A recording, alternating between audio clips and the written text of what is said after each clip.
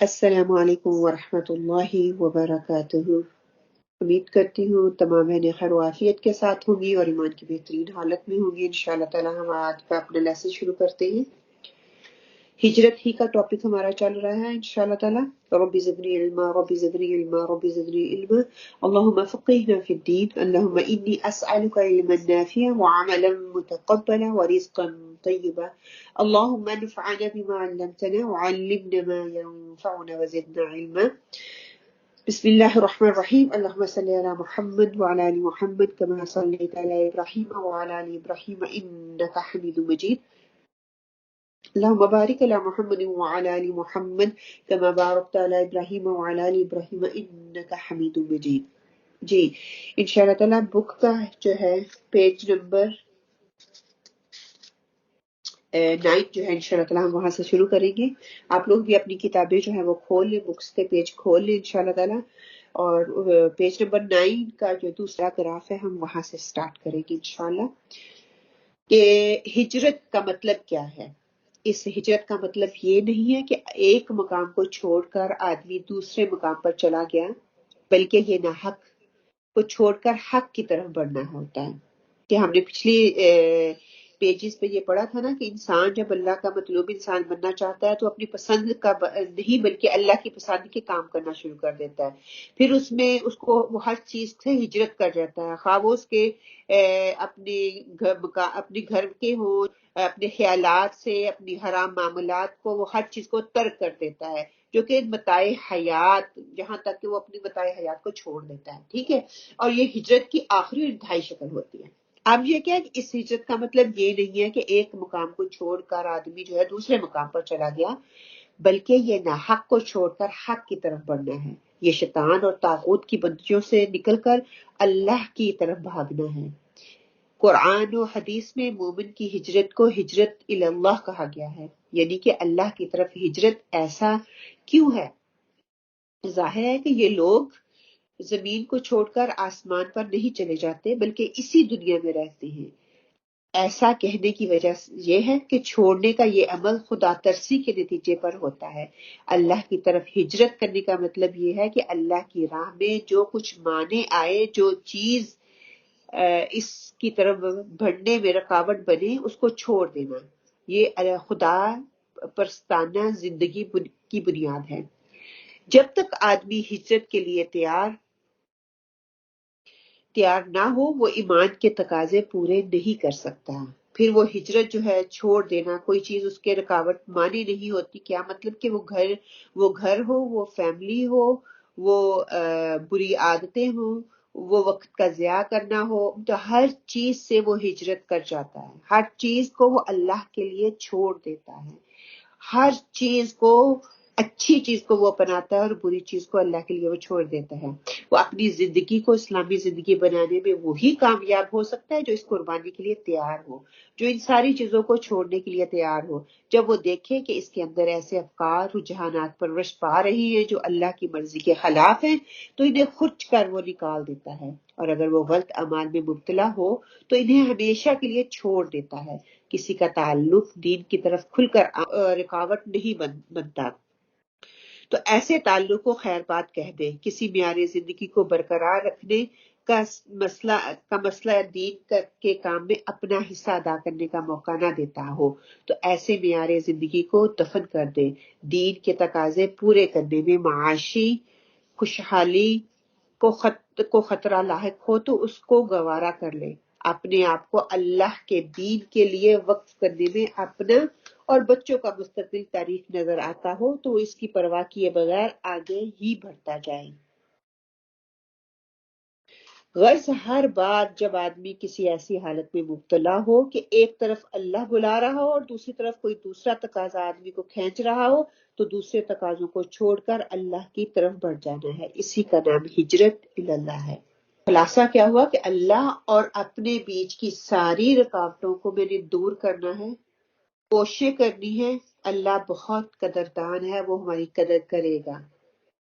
یہی ایک تقاضا ہے جس کو ہمیں پورا کرنا ہے۔ جب ہم ان سارے تقاضوں سے اٹھ کر آگے نکلیں گے، آگے چلیں گے تو یہی ہجرت اللہ کہلائے گی۔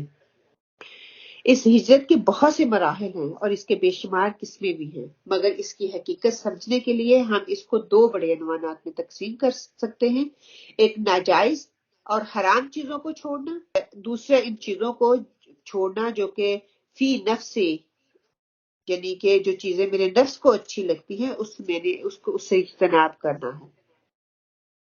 مگر دین کو اختیار کرنے کے نتیجے میں ایسے مراحل آتے ہیں کہ مومن ان سے بھی دستبردار ہونا پڑتا ہے۔ یہ نہیں کہ مومن جو چاہتا ہے وہ کر لے، اس کے لیے بھی اس کو دستبردار ہونا پڑتا ہے۔ ہجرت کی پہلی قسم میں خیالات اور اعمال کے وہ پوری فہرست آ جاتی ہے جس کو اللہ سبحانہ وتعالیٰ نے حرام اور قابل ترک قرار دیا۔ ہر آدمی کس ماحول میں پیدا ہوتا ہے؟ ماحول نام ہے تاریخ، روایات کا، عادات کا اور چال چلن کے ایک مخصوص ڈھانچے کا۔ یہ افکار اور اعمال کا ایک نظام ہے جو زندگی کے تمام گوشوں پر چھایا ہوا ہے کہ ہجرت جو ہے ہر گناہ کو چھوڑنا، ہر برے کام کو چھوڑنا، ہر ناجائز سے جائز کی طرف سفر کرنا، اس کو ہجرت کہا جاتا ہے۔ شروع میں چھوٹی چھوٹی ہجرت انسان کرتا ہے، پھر بڑی بڑی ہجرتیں کرنا شروع کر دیتا ہے۔ جب بڑی بڑی ہجرتیں شروع کرتا ہے تو انسان پھر بڑے بڑے قدم اٹھانے کے قابل ہو جاتا ہے۔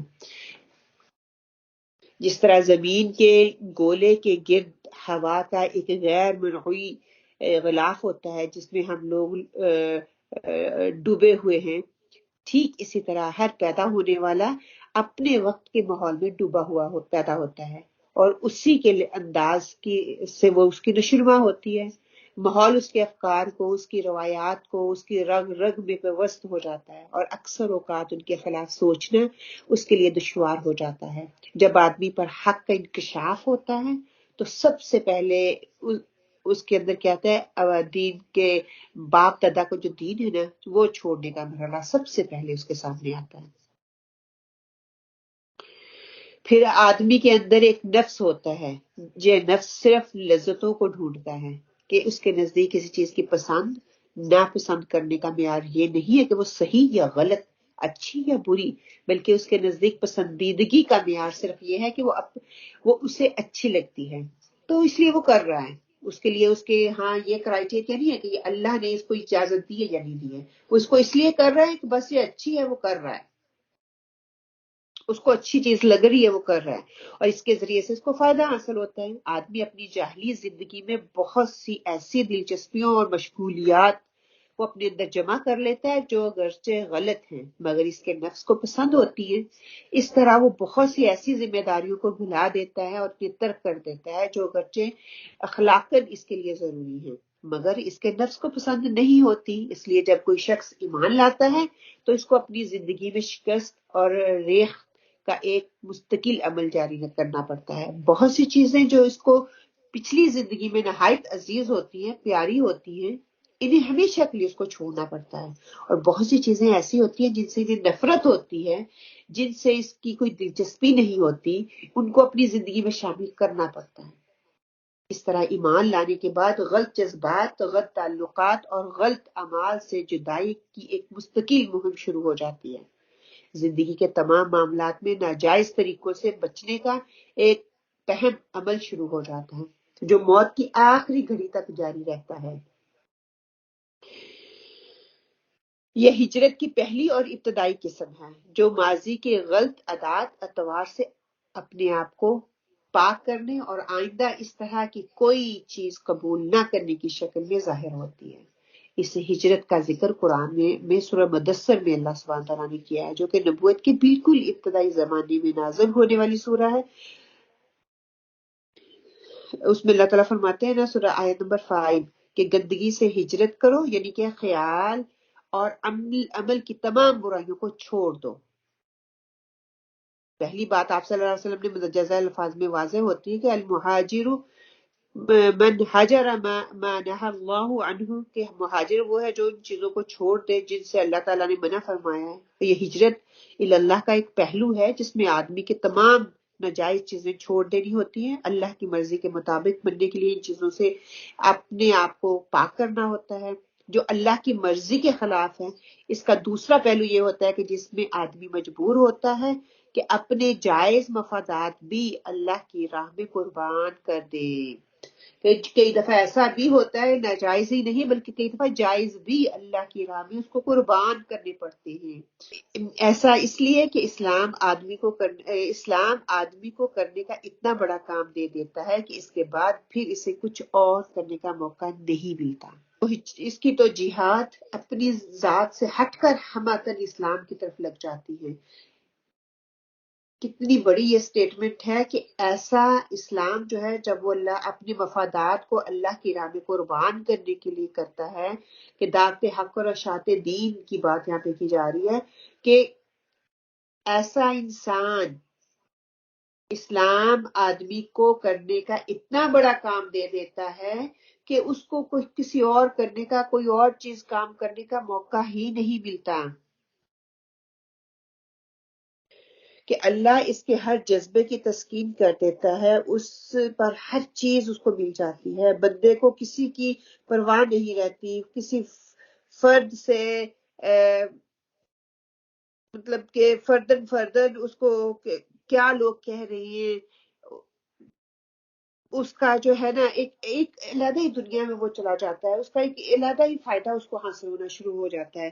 اس لیے کہا گیا نا کہ دنیا کے اندر مومن کی صرف ذمہ داریاں ہیں، یہاں اس کا کوئی حق نہیں ہے، اس کا جو کچھ حق ہے وہ اللہ کے ہاں اس کو ملے گا اور وہی وہ اس کو پائے گا۔ اسلام کو قبول کرنے کا مطلب کیا ہے کہ صرف یہ نہیں ہے کہ آدمی اپنی زندگی میں اس کو اختیار کر لے، بلکہ عین اس کے ساتھ اس کے لیے یہ بھی ضروری ہے کہ دوسروں کو بھی اس کی طرف بلائے، پورے معاشرے میں اس کو قائم کرنے کی جدوجہد کرے۔ یہ دین کا دوسرا تقاضا ہماری ذمہ داری کو صرف دگنا نہیں کرتا بلکہ اس کو انتہائی حد تک دشوار بھی بنا دیتا ہے۔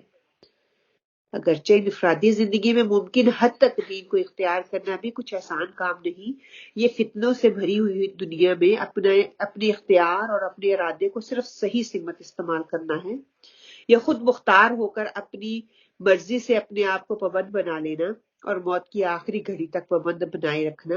مگر دین کا دوسرا تقاضا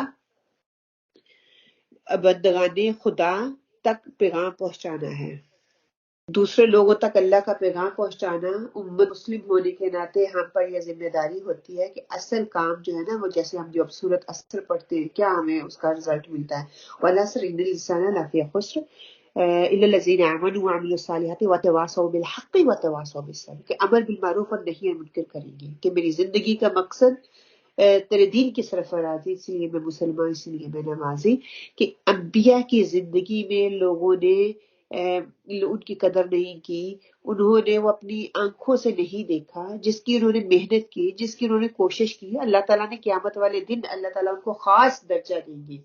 کیوں؟ جو کام وہ دنیا میں کر کے گئے ہیں، یہ تو ہو ہی نہیں نہ سکتا کہ اللہ تعالیٰ ان کو ان کا رزلٹ نہ دکھائیں۔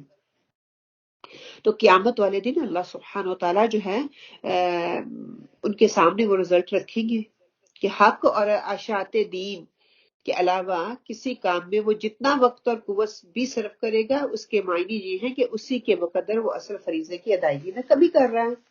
اگر اس کی فضولیات کی طرف رجحان ہے، دوسری طرف جا رہا ہے، دنیاوی خواہشات کے پیچھے لگا ہوا ہے، اس کو کسی کی جو ہے کوئی طلب ہی نہیں ہے، انسان کو لگا نہیں کس لیے پیدا کیا، اس کا مقصد کیا ہونا چاہیے، اس کو اللہ کے دین، دوسرے لوگوں کو اللہ کے دین کی طرف کیسے بلانا چاہیے، یہ ہر چیز جو ہے اس کے اندر ایک تڑپ پیدا کر دیتی ہے، اس کو اس فرض کی ادائیگی جو ہے اس پہ اس کو مجبور کرتی ہے کہ وہ فرض ادا کرے۔ امت مسلمہ ہونے کے ناطے وہ ذمہ داری کو اچھے طریقے سے ادا کرے، جب وہ اس فرض کو جو کہ اس کے اوپر ڈالی گئی ہے اس کو ادا کرتا ہے تو پھر وہ دنیا میں بھی سرخرو ہوگا اور آخرت میں بھی سرخرو ہوگا۔